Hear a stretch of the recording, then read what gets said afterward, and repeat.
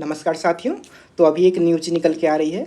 सरकारी कर्मचारियों को मोदी सरकार की बड़ी सौगात यूनिफाइड पेंशन स्कीम लॉन्च कर दी गई है।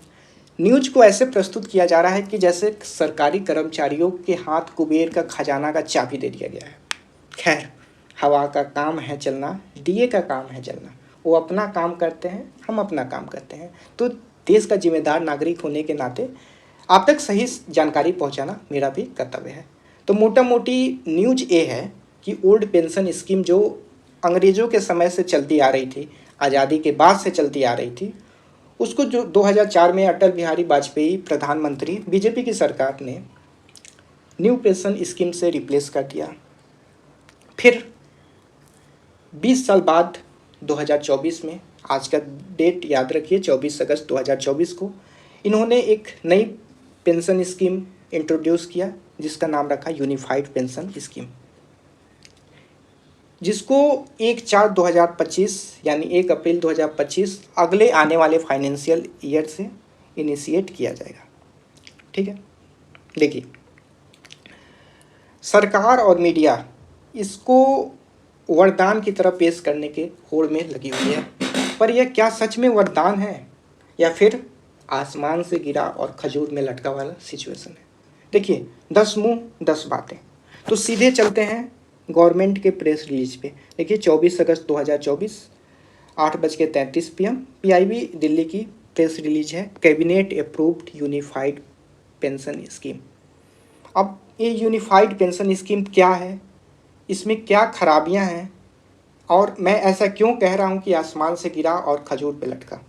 ठीक है, आपकी जो भी कन्फ्यूजन है हर एक पॉइंट को क्लियर कर दूंगा, और एक कैलकुलेशन के तहत मैं आपको प्रूव करके दिखाऊंगा कि आखिर में NPS और UPS दोनों में बेटर क्या हो जा रहा है, क्यों NPS मेरे नज़र में UPS से ज़्यादा बेहतर है। ठीक है, तो वीडियो के आखिरी तक बनते रहिए, आपसे कोई भी जानकारी नहीं छूटेगी। उसके पहले जानते हैं कि पेंशन क्या है।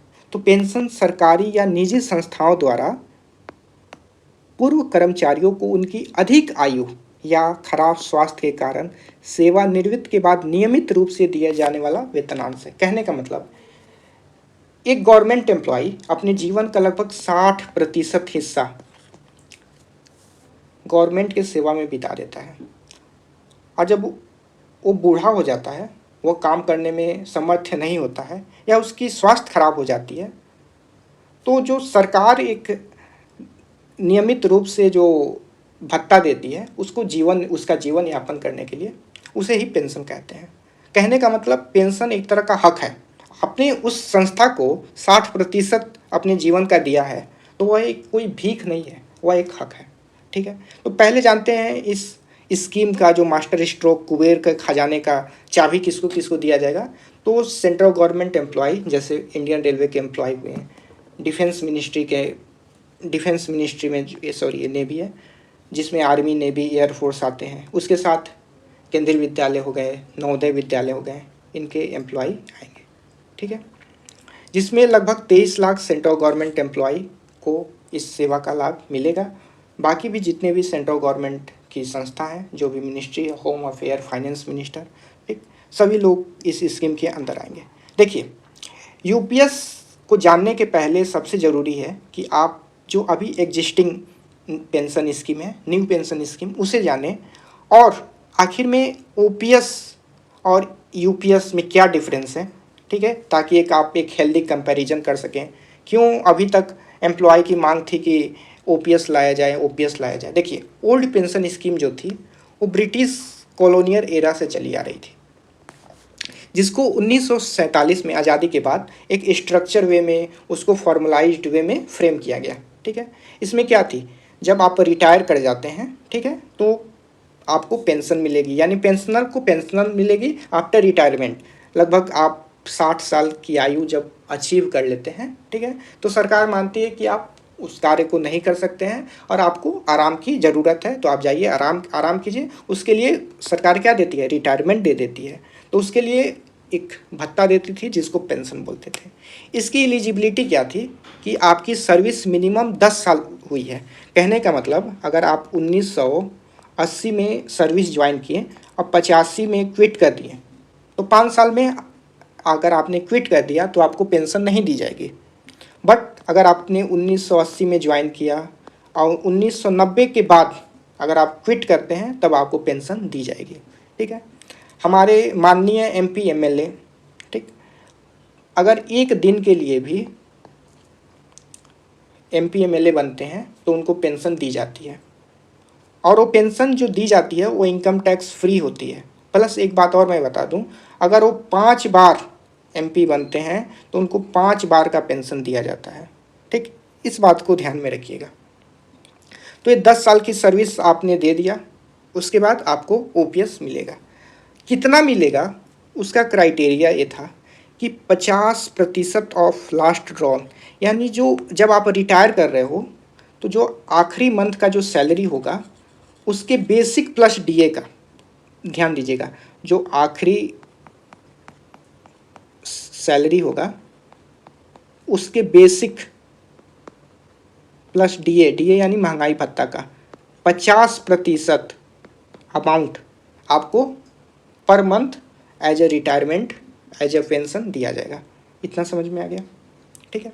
या फिर average earning of last 10 month salary, यानी आपके जो पिछले 10 महीना का सैलरी था उसका जो एवरेज अमाउंट था, इन दोनों में जो भी ज़्यादा होगा उसको आपको पर मंथ दिया जाएगा। समझ में आ गया? ये जो अमाउंट होगी पूरी तरह टैक्स फ्री होगी। या ओपीएस यानी पेंशन कब तक दिया जाएगा? तो लाइफ लॉन्ग, यानी जब तक आप जिंदा रहेंगे तब तक दिया जाएगा, टैक्स फ्री होगी। साथ में आपको डीए बेनिफिट मिलेगा, जैसे साल में 2 बार डीए बेनिफिट देती है। कहने का मतलब जैसे जैसे महंगाई बढ़ती है, इन्फ्लेशन बढ़ती है, ठीक है, तो उस आधार पे गवर्नमेंट डीए डिसाइड करती है। तो आपको डीए की भी बेनिफिट मिलती थी, लाइफ लॉन्ग टैक्स फ्री। एक कब मिलती थी पेंशन? या तो आप रिटायर कर जा रहे हो, या अगर आप रिटायर करने के पहले डेथ कर जा रहे हो, या रिटायरमेंट के बाद डेथ कर जाते हो तो आपके फैमिली को एक पेंशन अमाउंट दिया जाता था। सबसे बड़ा बात जो है, सबसे इम्पोर्टेंट पॉइंट इसमें जो है वो है जीरो एम्प्लॉय कंट्रीब्यूशन, यानी आपने सेवा गवर्नमेंट को दिया, ठीक है, और जब आप रिटायर कर जाते हो तो जो आपको गवर्नमेंट पेंशन दे रही है तो उसके लिए आपसे कोई अमाउंट चार्ज नहीं कर रही है, यानी आपका उसमें कंट्रीब्यूशन जीरो है। जो भी खर्च आएगा वो गवर्नमेंट खुद से पे कर रहा है। पर ट्विस्ट आता है 1 जनवरी 2004 को। अटल बिहारी वाजपेयी प्रधानमंत्री थे, एनडीए की सरकार थी, बीजेपी द्वारा लीड की जा रही थी। तो इन्होंने एक एनपीएस लाया, न्यू पेंशन स्कीम, जिसको ओल्ड पेंशन स्कीम से रिप्लेस कर दिया गया। ठीक है।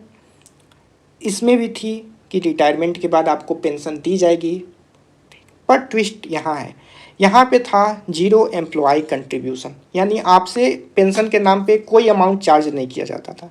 पर अब आपका जो भी बेसिक प्लस डीए होगा, यानी आप जब जिस दिन जॉब पे आओगे, जिस दिन जॉब में आओगे, पहली जो सैलरी होगी उससे लेके आखिरी सैलरी तक जितना भी सैलरी बनेगा उसके बेसिक प्लस डीए का 10% डिडक्ट हो जाएगा। किसके नाम पे? एनपीएस के नाम पे।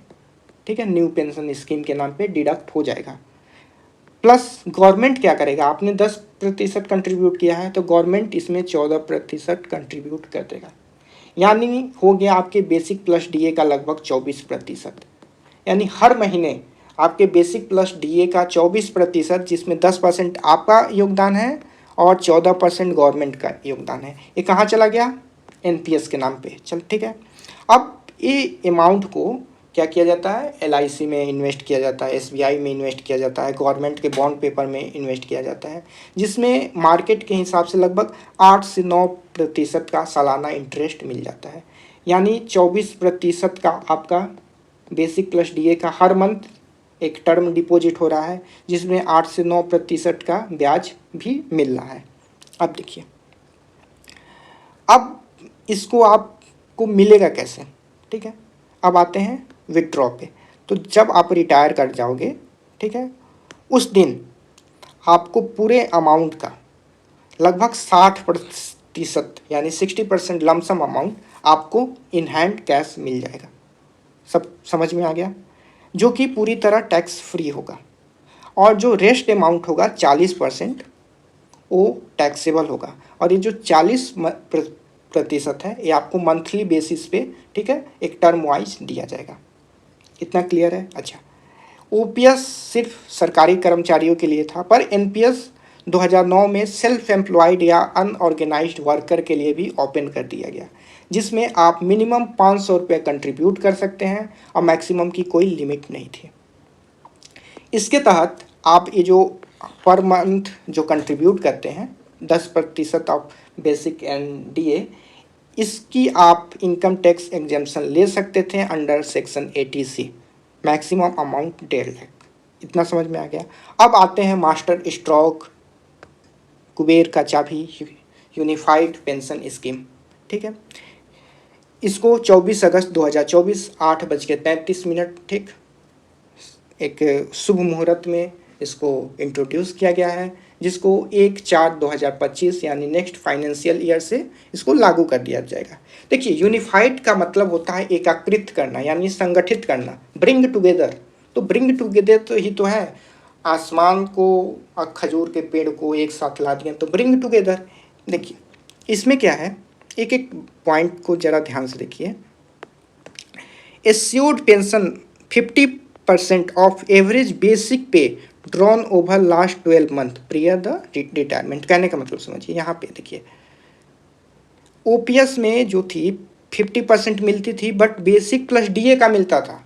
यहाँ पे आपको सिर्फ बेसिक का मिलेगा, ठीक है। अच्छा, ओपीएस में लास्ट अमाउंट यानी आपका जो लास्ट पेमेंट बनेगा उसके बेसिक प्लस डीए का 50%, पर यहाँ पे क्या है, आपका आप जब रिटायर करोगे उसके प्रीवियस 12 मंथ के बेसिक सैलरी का जो एवरेज होगा उसका 50% दिया जाएगा, ठीक है।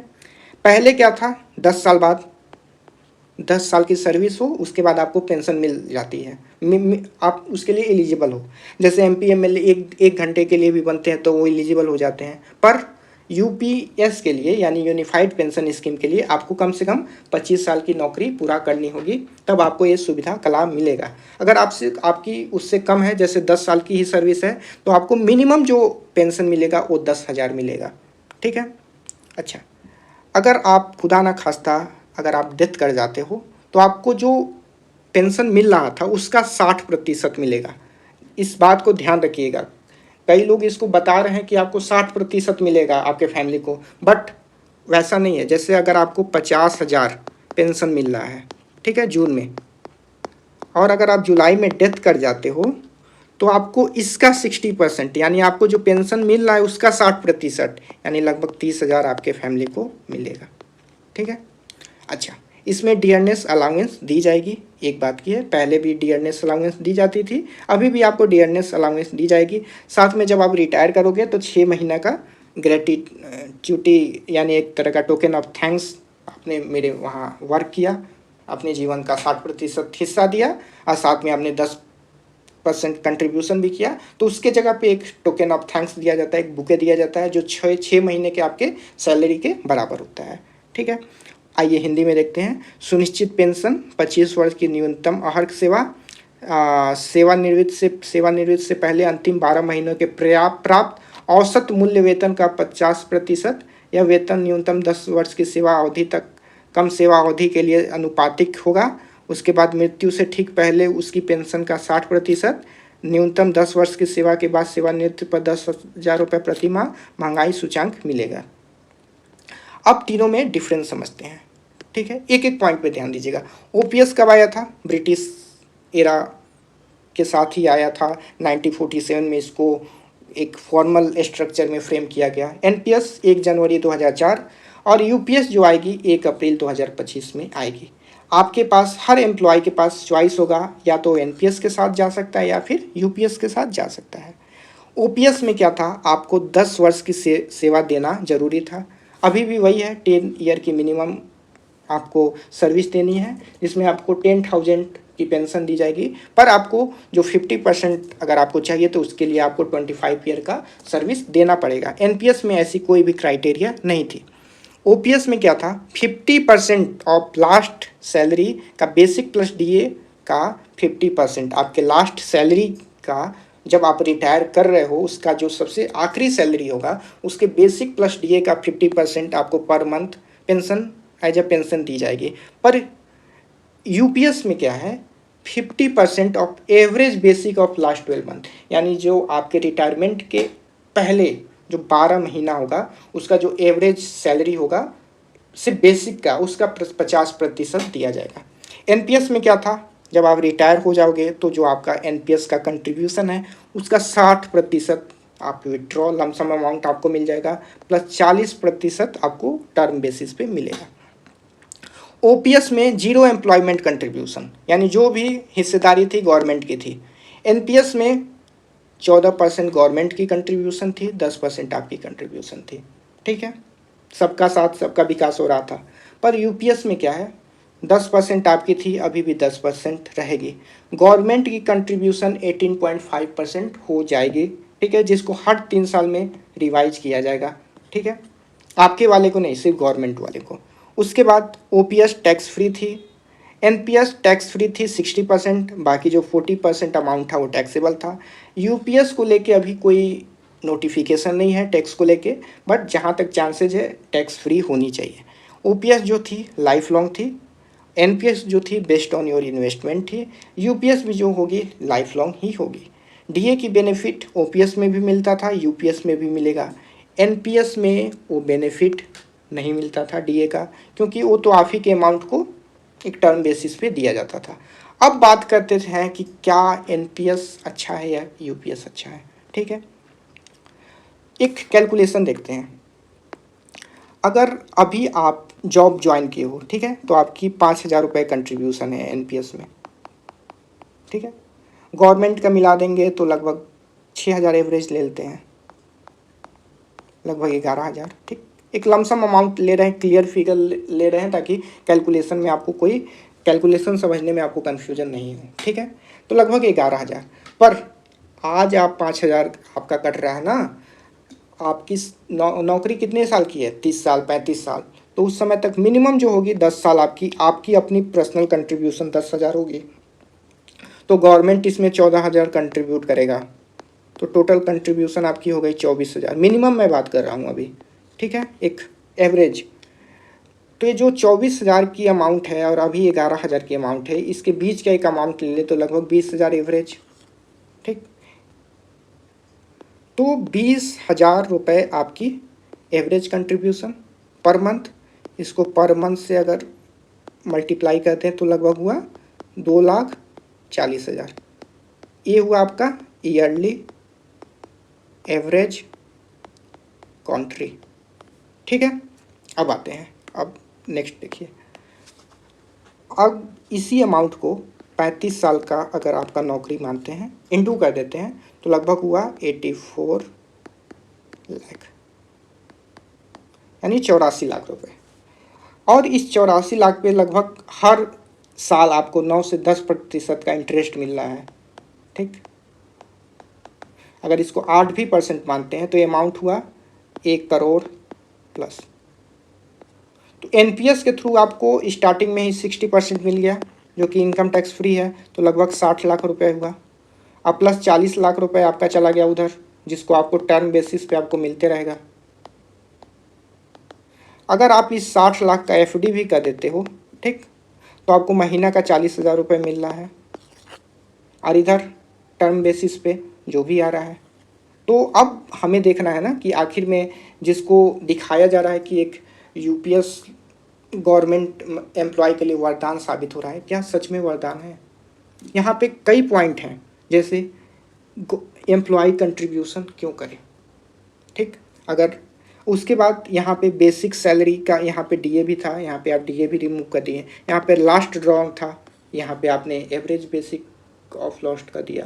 कहने का मतलब खुदा न खास्ता अगर आप यूपीएस में हैं और अगर आपको रिटायरमेंट के कुछ दिन बाद आपका डेथ हो जाता है तो फिर क्वेश्चन मार्क। बट अगर आप एनपीएस में हैं तो फिर आपको ये एटलीस्ट 60 लाख का तो फ़ायदा तुरंत मिल गया ना। तो हमें देखना है, चीज़ों को अच्छी तरह समझना है। ठीक, ज़्यादा से ज़्यादा लोगों को शेयर कीजिए ताकि एक सही जानकारी जा सके लोगों के पास। ठीक है, वो भेड़ चाल में लोग नहीं चल पाए, और काफ़ी मेहनत से काफ़ी एनालिसिस करके वीडियो को बनाई गई है। तो अगर वीडियो पसंद आई हो तो लाइक ज़रूर करें। ठीक है, और आगे जो भी अपडेट है हम लोग चैनल पे देते रहेंगे, तो ज़रूर सब्सक्राइब करके जाएं और इस वीडियो को अधिक से अधिक शेयर करें। चलिए, जय हिंद, मिलते हैं अगले वीडियो पे।